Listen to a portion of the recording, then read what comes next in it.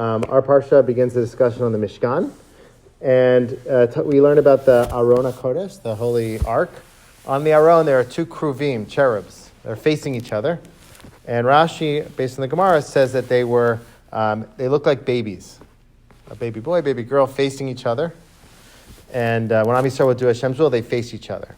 And they learn out from the word kruv, it's keruv, like a child. Ruv, ravia in Aramaic is a child.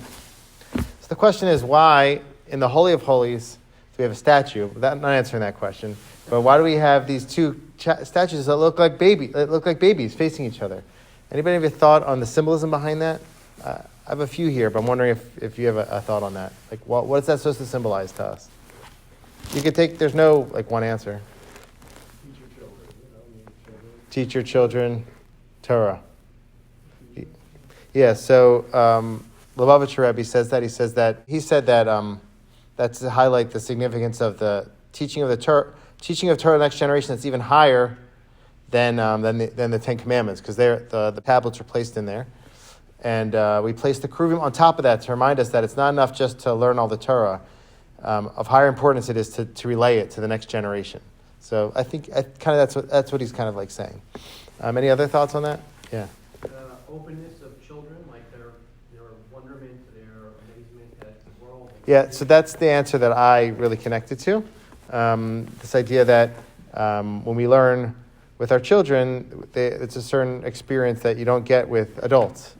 And that we should, in our learning, model ourselves after them, after their excitement, after their purity, after their openness to what we're teaching. It's kind of like the idea I wanted to share with you. This Shabbos I was learning with our kids. I was learning Parsha, and they kept asking me all these questions that I had never thought about. The good thing about them is they ask a lot of questions and they don't really wait for the answers. So you don't know the answer, you can just keep going.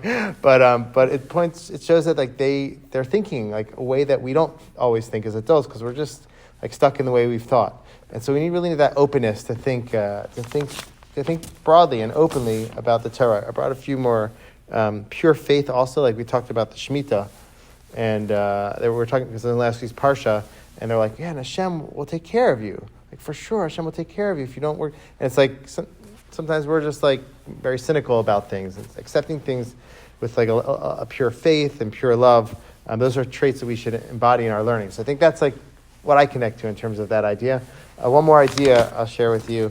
The Kli Yakar says that it hints to the teachers of Torah that they should be. I guess those who are like appointed to protect the Torah, because the cover, basically the cherubs, they emerge from the cover of the Aron, and they're part of it actually. And so those who are covering it, those who are protecting the Torah, they have to be pure of sin, like babies who come into the world pure of sin. This idea that we have a lot of leaders who turn out to be corrupt and faulty midot. So we have to have good character traits so we can lead the nation in a pure way. So those are three ideas: being free from sin, this idea of relaying the Torah to the next generation, and the message that resonated with me is this idea of embracing the Torah from a place of simplicity, innocence, excitement, like a child.